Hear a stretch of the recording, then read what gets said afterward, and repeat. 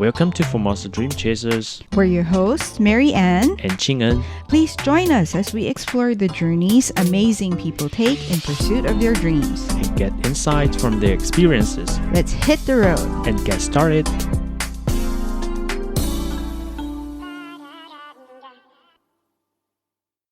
Welcome to the show. Today we continue our conversation with Dr. Tzeng Yi-shuo, who shares his insights on the impact of misinformation and the information warfare we face today. Dr. Tzeng, because we've been talking about disinformation, can you also maybe help clarify what the difference is between disinformation and misinformation? I would say that from my own perspective, disinformation is malign. And the intention is malicious, and the misinformation may be not so malicious. I may misunderstand something, or I may believe some medicine really works for me, and I say loud through broadcast or through internet, say, well, this medicine is really good, you should try it out. It turns out it's harmful for your health. Then that's a misinformation. And you will figure, misinformation is there for a long time. Misinformation also will go viral when you encounter huge impact by big event like a disaster. If you encounter a disaster and people need to get to the shelter, and the people say, you should turn right. Turns out you should turn left. That's misinformation. Right. Yet, if there is some people affiliated with the CCP's fifth column, it's a spy or a special ops working for CCP, and now he's in Taiwan, and when people in humanitarian crisis, he intentionally pointed, you should all turn left so that you can seek shelter. And that is where the Chinese military is deployed, and all got captured, become POW or something like that. Then that's malicious. That's disinformation. Understood. So it really lies with the intent of why you're spreading the information, whether it's, as you said, malicious or evil. But we still will be watchful about the consequences. Yes. So oftentimes we don't, at least for me, for my part, I don't really try to figure out whether that's misinformation or disinformation. Right. I care about the consequences, whether it is malign, influential or not. Okay. Understood. Through advancement of technology, we have access to internet, so we got information pretty quick nowadays, and now we also have AI, and countries over the world are trying to develop AI and big data. So in your opinion, how has this cognitive warfare evolved in the age of AI and big data? Well, in the past, I often ridicule CCP's cognitive operation, particularly the disinformation campaign, as rough, ridiculous, and oftentimes I make fun of them. But nowadays, I would say that with the aid of AI, particularly generative AI, and in the future AI or AI agent, their cognitive operations would be much more easier for them and much more efficient and more successful than ever. Let me elaborate a little bit, because you have to have convincing narrative to exercise the kind of influence, so that you have a success story of influence campaign, or what we call cognitive operations. If you don't know a thing about how Taiwan's society works, how Taiwan's democracy works, then your narrative wouldn't work. But then you try a different way to work it out, so you may kind of steal or borrow Taiwan's narrative for free and then twist it. But then we will figure, that's your trick. We try to raise our awareness through education. We also have established public, private, and civil society collaboration and partnership. We have established several fact-check agencies or institutions.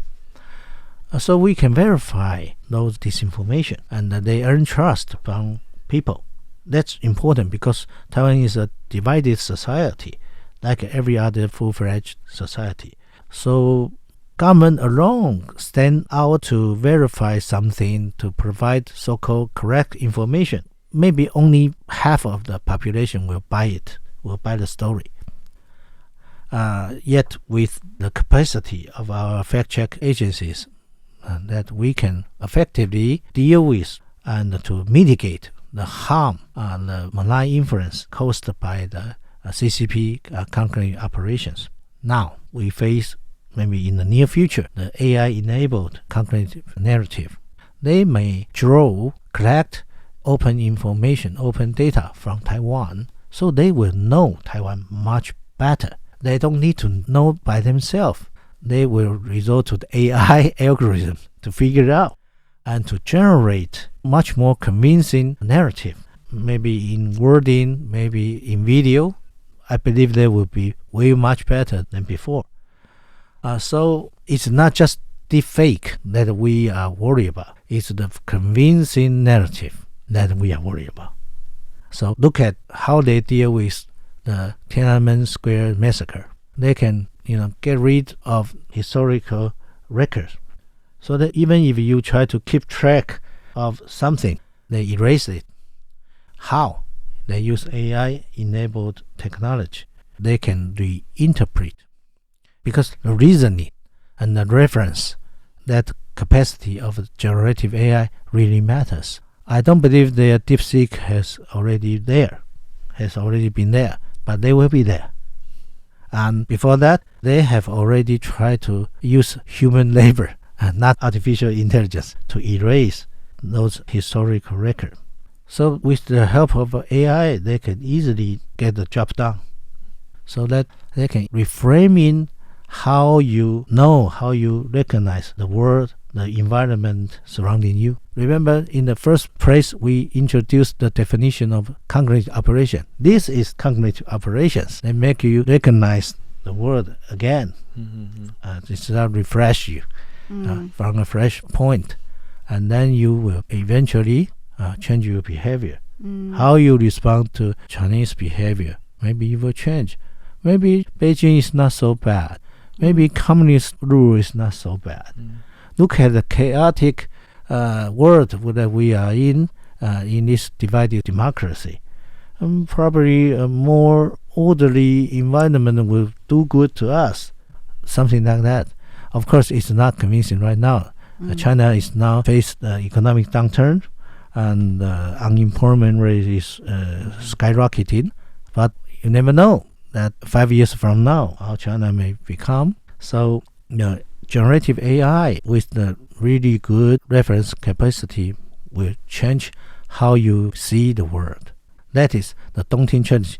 The most difficult part is for you to deal with the information that you cannot verify. This information you can say, oh, this is wrong. Let me provide you the reality. But for example, the U.S. skepticism, you are skeptical, you are not certain whether the U.S. will come to military aid, to military intervention when there's a Taiwan crisis or contingency. I mean the Chinese military invasion. You never know. Can you say it's wrong to be skeptical about the U.S. commitment? Maybe not so wrong. You cannot verify. You cannot say it's right or it's wrong. This is the worst. That's why I keep saying that we are fighting an uphill battle in dealing with the kind of cognitive operation, that you cannot resort to our really good resourceful capacity of fact-check mechanism. But fortunately, any country or any government fighting against this uphill battle alone will be doomed to fail. But if we work together, because there are many countries almost simultaneously facing similar common threat from China. So fortunately, nowadays, more and more countries will come to us to try to figure out how we can collaborate to have integration or coordinated effort to fight against this difficult battle. Dr. Tzeng, it sounds like you've made a very clear picture of the challenges of fighting cognitive operations, and you've touched upon, I believe it's media literacy for the public to be able to be aware and be able to respond to these cognitive operations. How prepared would you say is Taiwanese society, or how literate would you say Taiwanese society is when it comes to like being able to respond to these cognitive operations? You have to be on alert all the times. I won't say the maturity of our preparedness is really high, because people in Taiwan will adapt and be alert to CCP cognitive operation. But in the meantime, CCP will also try to improve and become adept about their cognitive operations, particularly with the aid of modern technology like AI. So I think both sides are competing. It's truly a military race. Only we are in the gray zone. So I would say that people in Taiwan has really got a very good sense of fake news. That said, we still got thousands of millions of dollars each year by scam. Oh yeah, yeah. So I won't be so cocky to say that, oh, we are prepared. We know how to deal with fake news, but scam we can do not much about it. As long as we are not so sure that we are fully prepared, so that we still believe there is so much room for us to improve ourselves, prepare ourselves. That's important. Every 3 months, I will figure that there's a change of pattern of CCP cognitive operation. Every 3 months. In the past. Wow. Now they change the pattern really soon, and they will change in accordance with our domestic dynamics. That just send some chilling signal to me. They are making progress real fast. Of course, there are still stupidity entailed in their cognitive operations, but that happens. We are not even confident to say that if we want to initiate some offensive cognitive operations upon CCP, I'm not so sure that every time it will work. At least now the fail rate is still high for CCP cognitive operations. But as I emphasized before, one piece of disinformation that can make you change your behavior will work. So it's not about the success rate or fail rate. It's about the influence. Yeah. Okay. The impact, because just even if one made a big impact, then it can seriously affect. Yeah, but we are not so vulnerable. Okay. Yes. I will never over-exaggerate the impact, but I will always remind people, be vigilant, because once you get used to their malign, malicious influence campaign, it's like a frog in the boiling water. Yeah. Okay. One other thing I wanted to ask about, since we're talking about media literacy, could you also mention some government or civil society efforts in countering disinformation or manipulation campaigns? I won't name the name because it would be unfair, but I would say that the overall pattern would be that government agencies, whenever a specific government agency encounter disinformation that is relevant to their domain, to their function domain, then they are responsible. That specific government agency is responsible to clear the air, to clarify the information, usually within 24 to 48 hours, but now we respond real fast. But as I said before, we are a divided society, so government alone can only reach half success in clearing the air. So we need fact-check agencies in civil society to work together. They are not so resourceful. Oftentimes they are volunteers, so you wouldn't expect the efficiency of the verification of a fact. And they will follow a very calculated and careful steps to verify the information. they will seek advice from professionals and experts. I've been receiving requests for that matters, so I know that. So maybe after 2 or 3 days or a week, they will post the verification information, telling you how to tell the truth from the fake.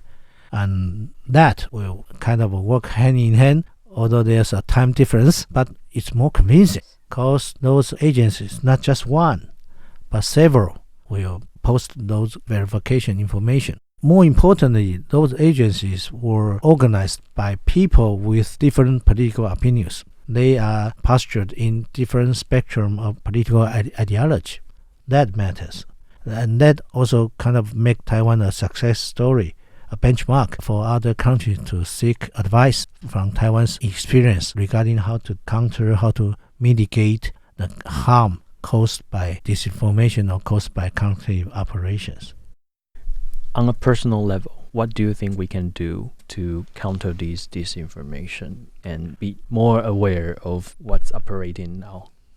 Not to spread the information you feel, you sense is suspicious. Any suspicious piece of information, you just hold it for a moment, and then you may try to verify the information. I do that, and I did that, and I'm still doing that. I will apply the same rule to anti-spam activities.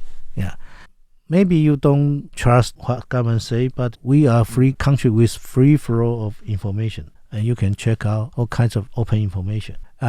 You can check out those information through TikTok, but better, you can check out those information through channels other than TikTok. We don't forbid people from using TikTok, but we just don't allow people to use TikTok with government official device during working hour. So after working hour, government servant went back home, he or she can use his or her personal device to surf TikTok. That's fine. But the information posted there, you got from there, you can use other app to check it out. Just be on alert all the time, because we have no other alternative. We are now in a digital age with AI, so you won't even know in the future whether it is truly your mother talking to you. No, that's so true. I've seen like some very short YouTube reels where they show how using AI they can trick so many people into thinking it's them. It's, I think, a serious issue. It's very hard. We definitely, as you mentioned, Dr. Tzeng, we definitely need to verify. And it's important to learn how to verify. Yeah. And then, Dr. Tzeng, before we wrap up, are there any books or articles or projects of yours that you would like our audience to follow up on to learn more about what we were talking about, like in terms of media literacy and or cognitive operations in the United Front work? Well, there's a variety of literature or different sources, but I think it's safe to say you can count on RTI. Thank you, Dr. Tzeng. Are there any other last words you would like to share or say? Well, that would be it. Okay. So, Thank you for your time. yeah, Dr. Tzeng, thank you so much for this very informative session. Thank you. Thank you.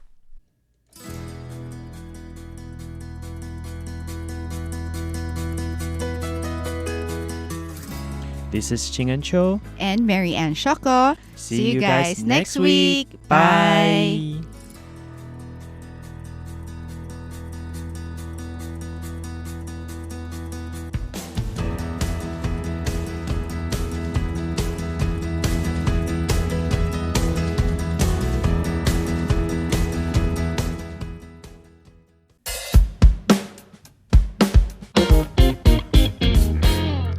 Apple Podcast, Google Podcast, SoundOn Podcast, Spotify, you name it, we're on it. You can find selected shows produced by RTI's English team on different streaming services. All you have to do is search for the show or type RTI. Find an episode you find interesting, hit play, and you'll learn more about Taiwan and its people.